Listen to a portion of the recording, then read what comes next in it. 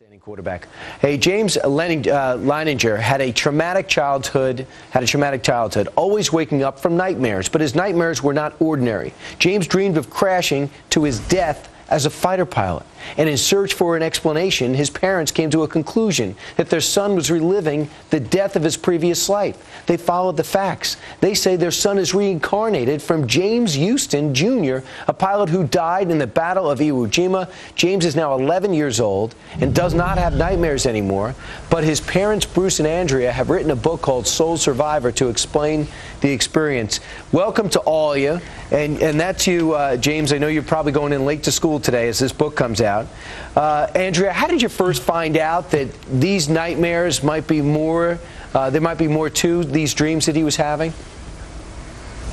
Well, initially, they were just typical night terrors that any child would experience, but the duration, they went on for months, and during this period of time, he had more and more incidences where he would remember or give me statements about knowledge of military aircraft that there was no way he could have known as a 2-year-old with what we had in the house, what he was exposed to. And Bruce, these names you followed up. He would throw out the names, you'd look it up, you'd look up the ships, you'd look up the planes, and all this stuff were facts. They weren't fantasy of a child. That was correct. When I discovered the first facts about the name of the ship, and it was a real ship, and then the name of a man, not knowing who he was or what it was all about, and a couple months later, James identifying Iwo Jima as the place where he was killed, and then 2 weeks after that, talking to a man that remembered a man named Jack Larson that James told us he flew with and killed at the Battle of Iwo Jima. Just all of that was too compelling for me to do anything else other than say, well, I'm going to follow this until I can't find any more information about it, and hopefully get an answer to what was happening to our son. James, what are you thinking right now as your parents talk about what you said as a 2- and 3-year-old, now that you're 11? Do you remember less and less the older you get? I remember less.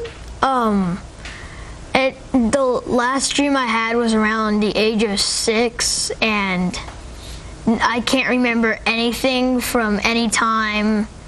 Even as they speak about my dreams, I don't even get a glimpse in my mind about them.